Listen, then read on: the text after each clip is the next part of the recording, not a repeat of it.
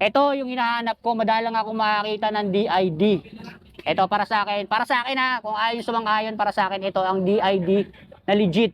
Yung nakikita nyong kidlat na yan, hindi yan siya basta kidlat. Yan yung parang ano eh, kumbaga sa atin sa Pilipinas, BIR. Ito naman yung sa kanila na nagpapatunay na legit na sa kanila galing yan. Parang Japan Industrial Standard, tama ba ako? Hindi ako nagkakamali. Ayan, Japan Industrial, JIS to eh. Japan Industrial Standard. So para sa akin, ito yung legit na DID rims. Ayan, para sa akin ha, pag nagalit kayo, bahala kayo.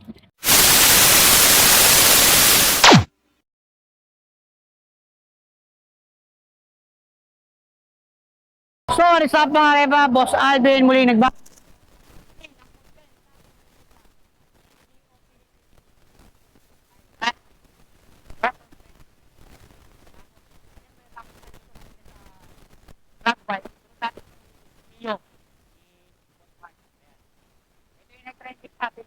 Maraming nagalit sa akin dahil dito sa video na to. Sinabi ko, 2 million pesos bid sa video. Kung hindi naman kayo naniniwala, at konti lang yung knowledge sa ganitong garahan, pwede nyo namang subukan para malaman yung mga presyon sinasabi ko. Pag napatunayan nyo na totoo, i-in na lang ako at mag-thank you kay sa akin. Okay, balik tayo dito sa video na to. Yun pa rin naman yung laman niya eh. Nagbalik lang siya ng pipe saka ng upuan. Ayan no, kamarges pa rin. Tapos, kabila, hindi ako over dito sa master na to eh. Nasaan ba yung may-ari nito?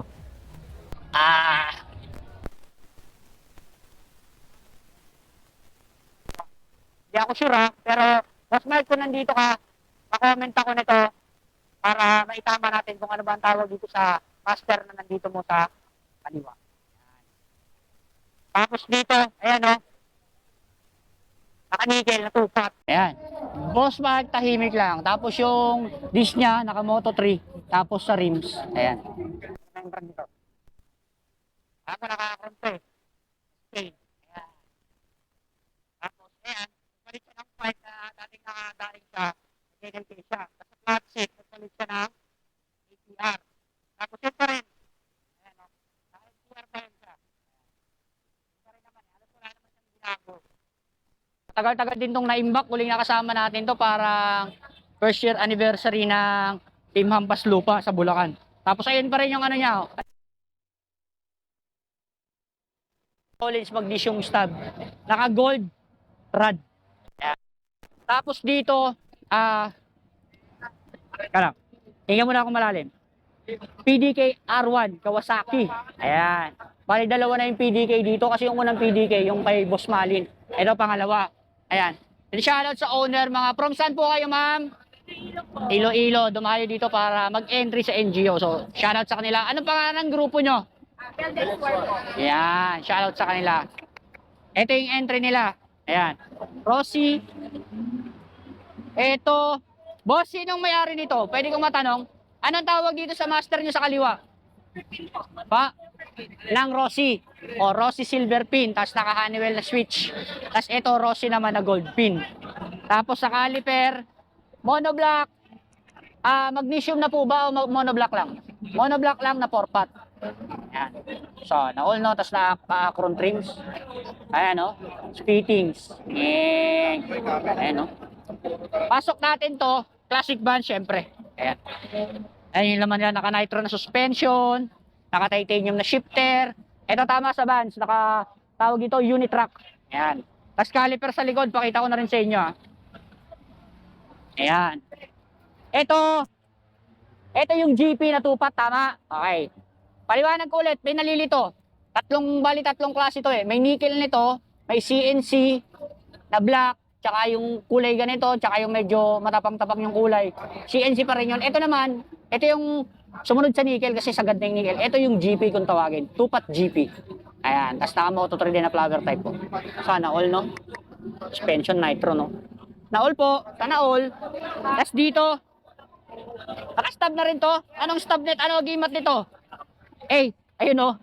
Naka-all-ins. Long na siya. Magnesium na long stub. Ayan o. Yung swap sa Civic. Ayan. Malaki dyan. Basta swap daw sa Civic yan. Hindi naman ako una nagsabi nun. Okay. Dito naman tayo. Sniper 155 yung BBA. modern SB. Naka RCS 19 Corsa Costa, tapos naka GP clutch, tapos nagpalit ng lever seta. Ayan. Tapos Motion Pro na quick throw, Ducati switch, left and right. Naka-remote na rin. Hindi yan remote sa aircon tsaka sa TV ha. Remote yan para dito sa brake master. Para dito ka nalang mag-a-adjust. Hindi hassle pag nagmamaneho ka. Tapos nakamanok na rin na dual throttle body. Yan. 5 KOU full teeth. DKT na hub. Tapos sa rims. Ayan.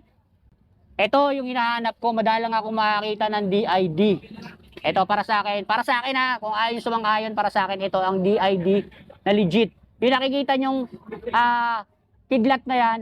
Hindi yan siya basta kidlat. Yan yung parang kumbaga sa atin sa Pilipinas, BIR. Ito naman yung sa kanila na nagpapatunay na legit na sa kanila galing yan. Parang Japan Industrial Standard. Tama ba ako? Hindi ako nagkakamali. Ayan. Japan Industrial, JIS to eh. Japan Industrial Standard. So para sa akin, ito yung legit na DID rims. Ayan. Para sa akin ha, pag nagalit kayo, bahala kayo. Tapos naka Nitron Over Racing Suspension. At ang galing yung MSD tinago nila doon sa loob. Ayan, ilaw natin. Ayun tinago yung MSD doon. Ang galing. Nice one. Pogi. Tapos ito kay Project FI. Shoutout Boss Daniel. Dito yung Mio mo converted sa FI. Ayan. Ayan Akusato, Master, Akusato, brake lever. Ayan. Tapos chock pipe. Siyempre, kung ano yung market ni Project FI, yayamanin, ayun nakasalpak dyan. Tapos dito, drag bike na Wave. Naka-dual throttle body. Automatic, naka-FI na to. Tingnan nyo. Tingnan nyo yung makina. Tingnan nyo yung crank. CNC Lodi. Sana all, no? Ayan, Jappy 2 Easy. Nakasulat, Ewan ko anong meaning ni Jappy. Baka pangalan na may-ari. Tapos naka-CNC block na rin. Ayan. Alloy chassis. Ayan. So, all, no? Drag bike nila. Simple lang, no? Pero, pangas. Master. Master check. Anong master to, boss? Sino nakakalam anong tawag sa master na to? First time ko naka-encounter nito, Walang nakakaalam. So, sa mga nakakaalam kung anong master nito, or nakikita to ng builder, napapanood tong nung builder tsaka nung owner, pa-comment down ako, boss, kung anong tawag sa master mo. Kasi nagugulat ako First time ko naka-encounter nito na yung adjustan niya nasa loob. Hindi ako aware kung anong tawag sa master na yan. Ayoko magkamali kaya mas maiging yung owner na lang tsaka yung builder yung magsabi. Ayan. Siyempre sa kaliwa, ayan, naka-Koken Series 3. Pogi, no? Hindi ko talaga alam yung master. Pa-comment na lang ako sa nakakaalam ko anong pangalan ng master niya. Hindi ko alam Ayan. Tapos dito, Aerox B1. Ayan. Modern buds. Pogi,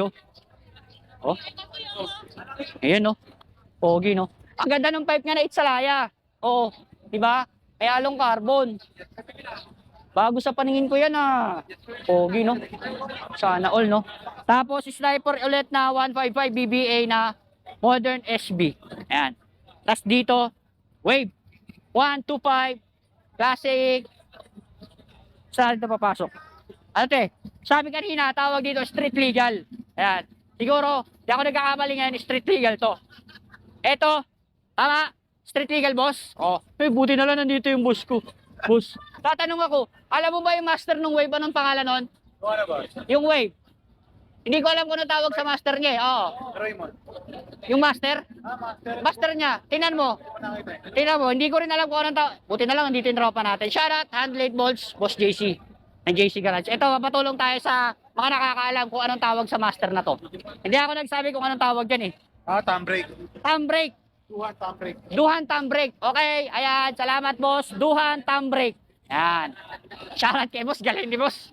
Duhan thumb brake. Hindi ako nagkamali. Ayan. Tapos ito, Raider Gen 1 Classic SB. Ito, tawag dito Pedrosa, tama ako? O red logo? Ha? Red logo lang yan. Red logo lang to. Yon. Linawin ko Ayan na. Si boss na nagsabi, red logo to. Nagpalit lang ng pin, tapos pinalitan lever. Kasi yung nakita ko doon na Pedrosa, parang hawig sila. Kaya lang yung korte dito. Tsaka yung pump, pagkaiba sila. Pero ganito yung lever niya. So ito, clarify natin, red logo. Okay? red logo. Hindi siya Pedrosa. Yan.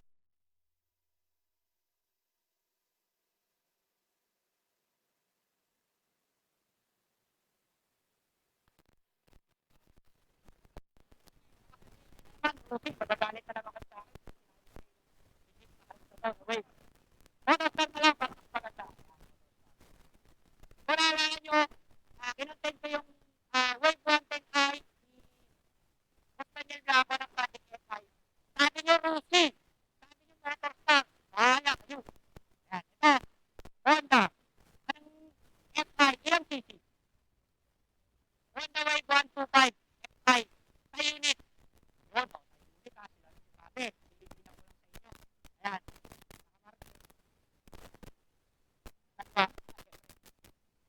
Tapos, ayan. Perfect.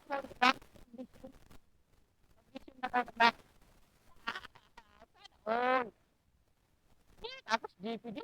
Na rin. Robonwar na. Atlet ka malamang. Siyempre. Kasi nagawa pita. Nakalap yung manibele. Ano na ang Akron ka tayo. Pakita ko na sa inyo yung brand. Para hindi mag-group. Akron Robonwar. Tulad mo. Yan. Tapos dito. Ganda ng KO yung power pipe. So, pinaka ng Google.